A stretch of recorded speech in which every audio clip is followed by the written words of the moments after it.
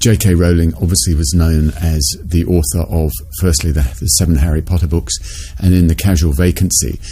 She's decided to write in a completely different genre, and she has constructed an identity for herself that has allowed her, I suppose, to sort of shake off the shackles of what she's been associated with in the past and write a completely new sort of book for herself. Now, the fact that the book, The Cuckoo's Calling, is described as a classic crime novel is sort of fairly indicative of the sorts of books that she's written in the past, because the Harry Potter books are classic English boarding school books with a certain amount of extra magic ingredients in there.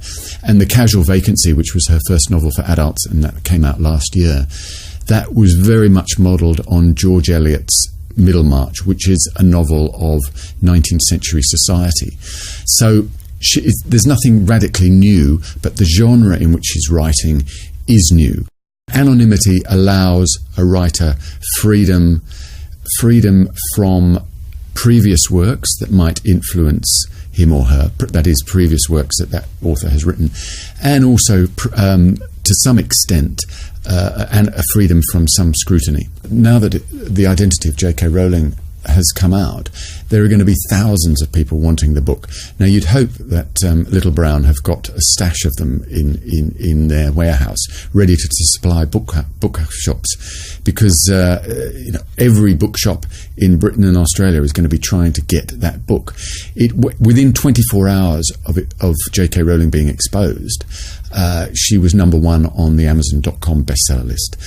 So you hope that the publisher has been prepared for this. That I think is the only con, that they might miss out on sales, but clearly they're not going to miss out on sales eventually, because they'll be doing massive print runs as we speak, and bookshops and warehouses will be restocked. I think that they will have missed out to some extent on initial publicity, reviews and such like, but goodness me, that will have been compensated for by the huge sales they're going to have as a result of her being exposed in this way.